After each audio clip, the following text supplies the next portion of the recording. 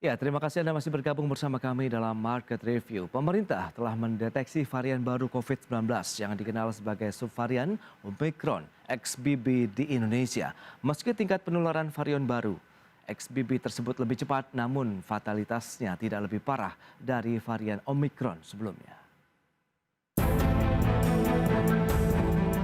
Pandemi COVID-19 nampaknya masih belum bisa berakhir di bumi pertiwi. Hal ini seiring dengan terus terjadinya mutasi virus COVID-19 yang telah meluluh lantakkan perekonomian banyak negara di dunia, tidak terkecuali negara maju sekalipun yang telah memiliki tingkat kesadaran dan teknologi kesehatan yang maju. Dan dunia kembali dikejutkan dengan munculnya varian baru COVID-19 yaitu subvarian Omicron XBB. Varian ini dilaporkan sudah terdeteksi di lebih dari 24 negara. Bahkan Kementerian Kesehatan pekan lalu telah menyatakan bahwa subvarian Omicron XBB telah masuk ke Indonesia. Kasus pertama Omicron XBB terdeteksi dari seorang wanita berumur 29 tahun yang baru kembali dari Lombok, Nusa Tenggara Barat. Menteri Kesehatan Budi Gunadi Sadikin mengungkapkan, mutasi virus yang melahirkan varian XBB tersebut saat ini telah dipelajari oleh pemerintah. Dan berdasarkan siklus puncaknya, penularan masif terjadi pada bulan Juni hingga Agustus atau pada bulan Desember akhir tahun. Di kita baru ketemu satu di Surabaya, ya sekitar akhir September. Memang bermutasi terus kan virus ini. Dan biasanya mutasi kita udah lihat tuh patternnya. Begitu ada negara yang tinggi, kalau negara tinggi penularannya virusnya jadi bermutasi. Nah biasanya itu terjadi di bulan Juli, Juni atau di bulan Desemberan. Jadi kalau kita lihat tuh di hampir di seluruh dunia puncak-puncaknya tuh di bulan Juli, Agustus sama di bulan Januari, Februari. Indonesia waktu kemarin tuh Juli, Agustus kemarin hampir seluruh dunia naik. Hanya beberapa negara aja yang nggak naik, itu Indonesia. Sementara itu meski varian baru XBB ini memiliki tingkat penularan yang cukup tinggi, namun fatalitasnya tidak lebih parah dari varian Omicron. Oleh sebab itu, masyarakat diminta untuk tidak panik dan tetap menerapkan protokol kesehatan. Jakarta, Enggar Bagus, IDX Channel.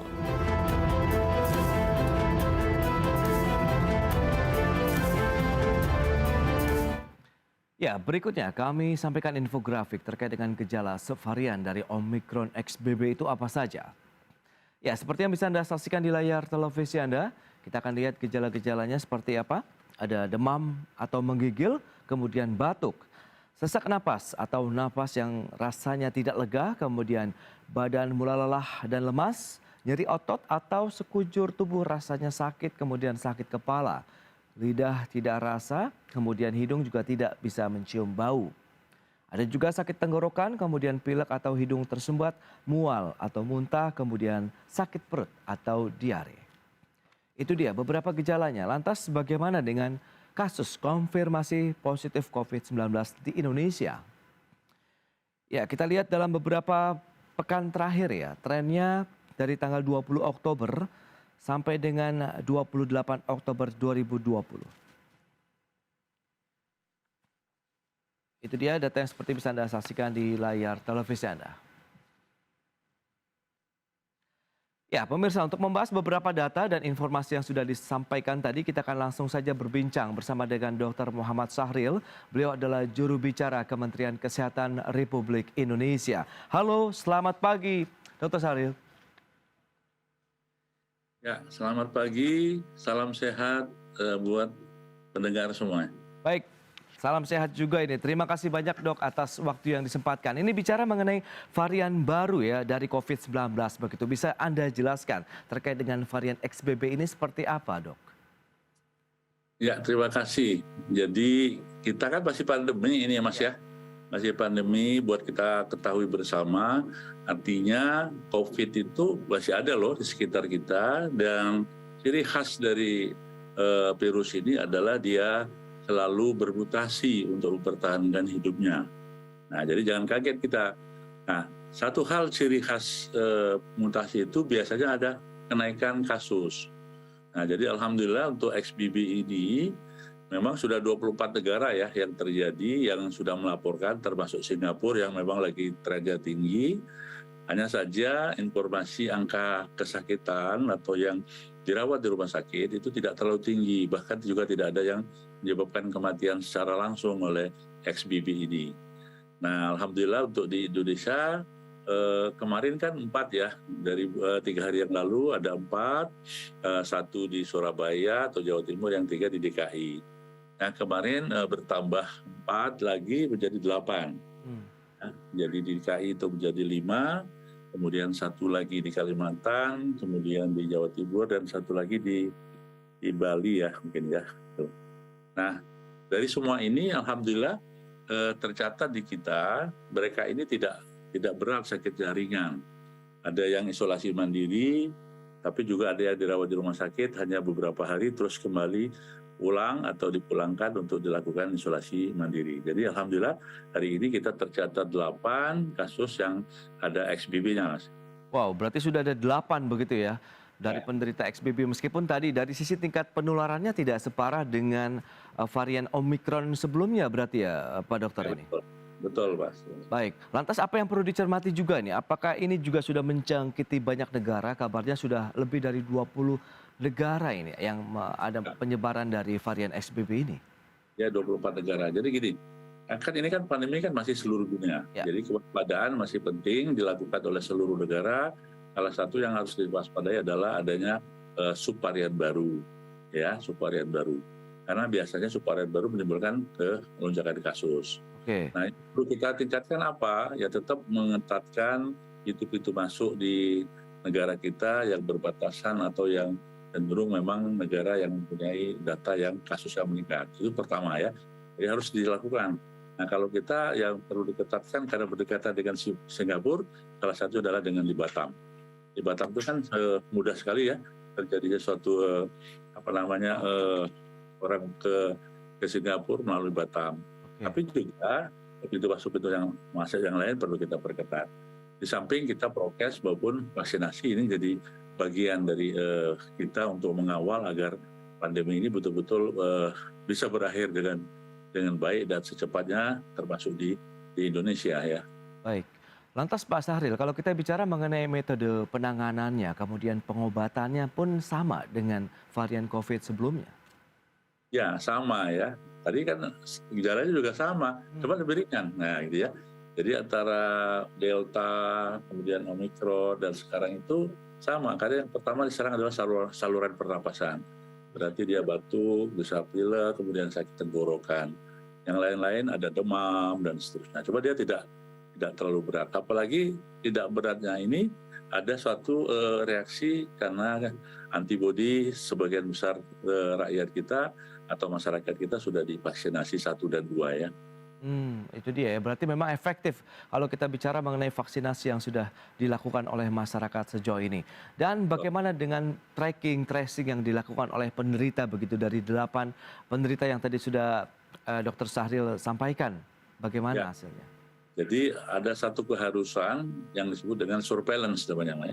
Jadi penyelidikan epidemiologi, semua kasus yang positif, ya saya ulangi ya, semua kasus yang positif, apalagi dengan subvarian baru harus dilakukan tracing ya, tracking, yaitu melakukan surveillance untuk melihat orang-orang yang kontak erat dengan penderita dalam waktu yang dekat, ya. Kontak erat itu artinya bisa hidup bersama, ngobrol bersama, pergi bersama pada saat dia dalam masa inkubasi sampai dia positif.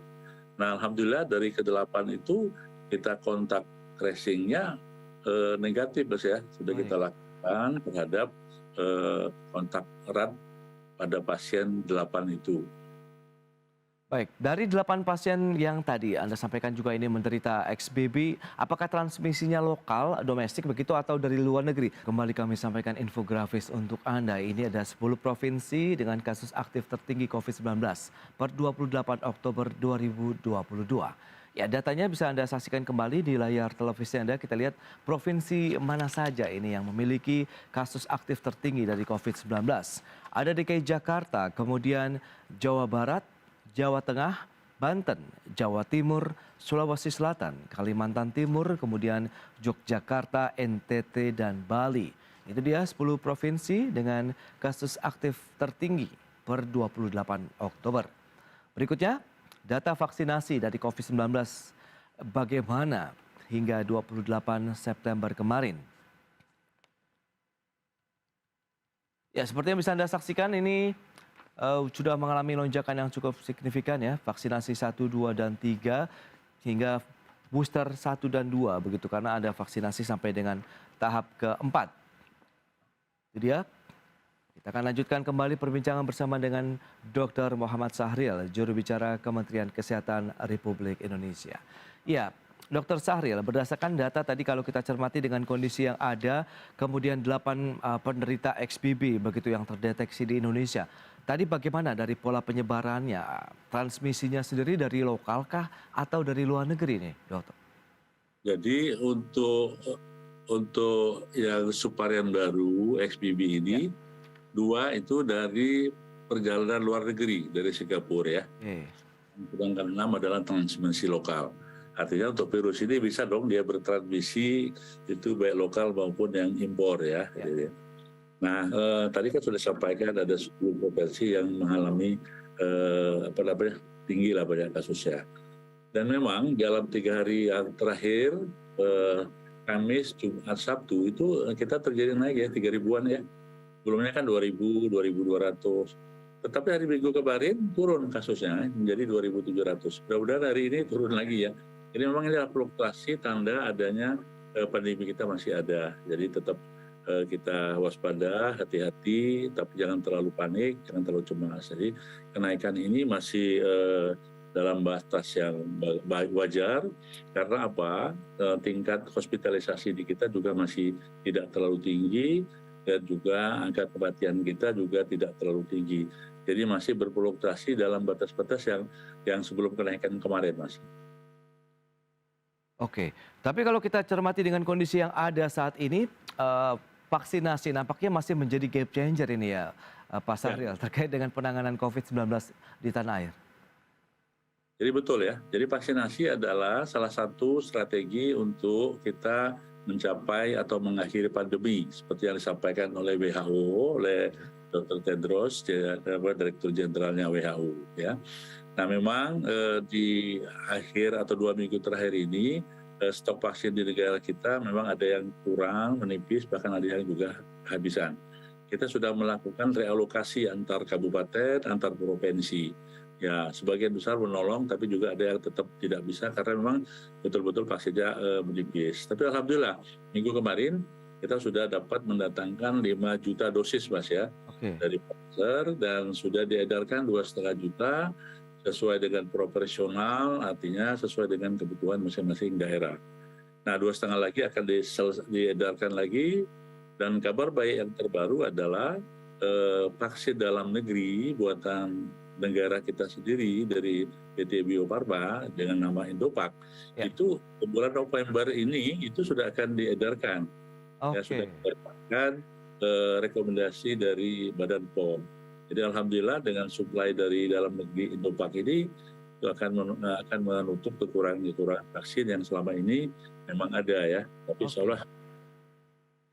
Baik, itu dia. Berarti 5 juta dosis didatangkan dari luar negeri untuk mengisi kemarin adanya sedikit beberapa daerah begitu yang sudah mengalami kekurangan vaksinasinya. Kemudian ditambah lagi dengan produk lokal. Nah, vaksin yang produk lokal ini jumlahnya berapa yang akan diedarkan ini, Pak Sahril? Ya, untuk jumlahnya belum disampaikan secara tepat jumlahnya, tapi sudah dijanjikan atau sudah diperencanakan untuk menutupi semua kebutuhan dalam negeri. Oh, berarti kalau sudah siap untuk menutupi kekurangan yang ada, jumlahnya juga pasti akan sangat besar ini ya, Pak Dokter ya. Baik, lantas bagaimana sosialisasi pemerintah sendiri begitu, mitigasi yang sudah disiapkan untuk mengantisipasi adanya varian baru dari COVID-19 di tanah air? Ya, jadi seperti yang saya sebutkan tadi, kita jangan terlalu kaget dengan varian baru, itu hal biasa. Oke. Ya. Lagi dengan spesifikasinya dia tidak terlalu ganas dan juga tidak menyebabkan kematian yang tinggi.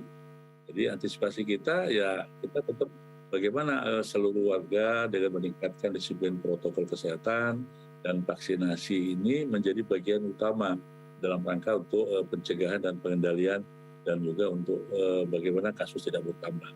Dan tentu saja kita membatasi atau memberikan suatu pengawasan yang ketat di pintu masuk ya negara-negara kita.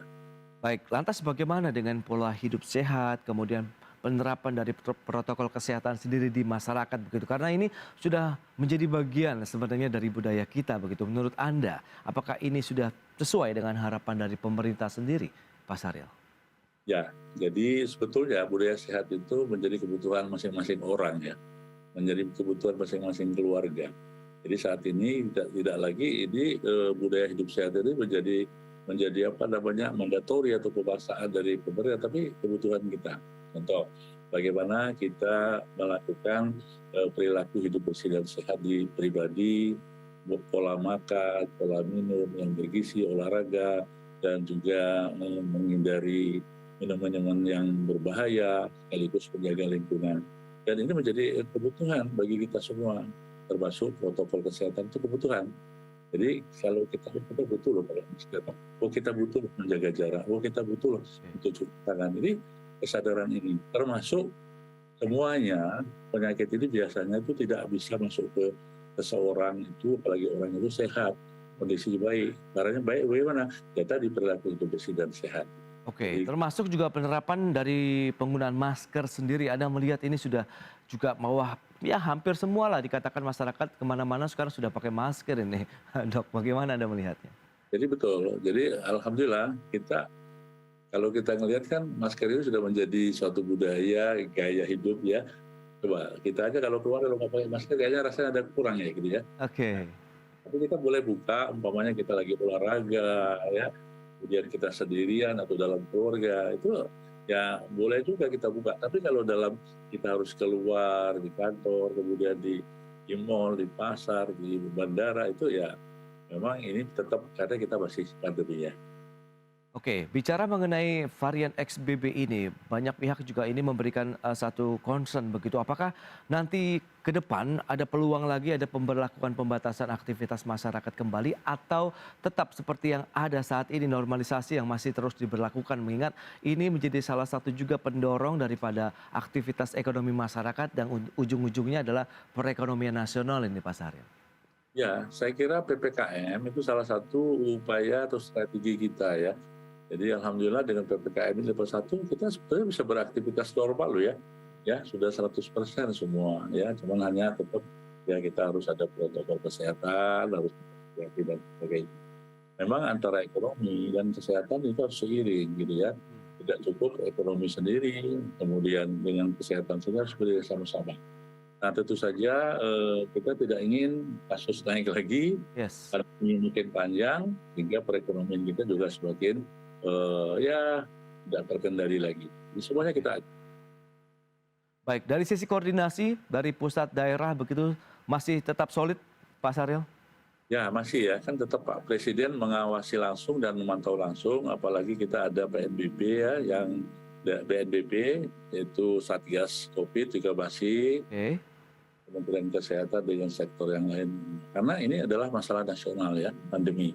Artinya tidak bisa hanya dikerjakan oleh salah satu kementerian atau salah satu perusahaan, tapi semuanya harus bergerak ya. Baik Pak Syahril, terakhir bagaimana himbauan Anda kepada masyarakat ini terkait dengan pandemi COVID-19 yang masih ada di Indonesia dan bermunculannya varian-varian baru dari COVID-19 di masyarakat? Ya, kalau boleh kami menyampaikan, kita tetap menjadi masyarakat yang tangguh, terbukti ya, kita bisa mengendalikan loh COVID ini setelah 2,5 tahun. Ingat, ini bukan Indonesia saja, seluruh negara belum pulih semuanya. Ya, nanti kita bersama-sama. Untuk itu, ayo kita semangatkan lagi bareng-bareng karena finish kita untuk mengakhirkan pandemi ini sudah agak dekat. Jangan sampai kita lalai karena sudah dekat finish, tapi kita malah sehingga nanti terjadi lagi kasus-kasus yang naik, kemudian yang membahayakan bagi kita. Nah tentu saja kekompakan kita bersama dengan bersabar ya, bersabar Mas ya, sabar, disiplin, insya Allah pandemi ini juga akan nanti berakhir ya, walaupun nanti namanya endemi apapun, yang penting kita bisa kehidupan normal kembali ya.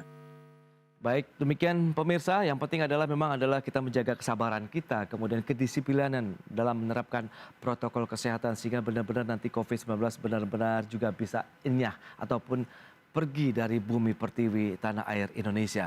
Baik Pak Sahril, terima kasih banyak atas waktu dan sharing yang Anda berikan kepada pemirsa IDX Channel pada hari ini. Selamat melanjutkan aktivitas Anda kembali. Salam sehat Pak Dokter. Salam sehat semuanya. Baik pemirsa, 1 jam sudah saya menemani Anda dalam Market Review. Saya Prasetyo Wibowo beserta kerabat kerja yang bertugas undur diri. Terima kasih dan sampai jumpa.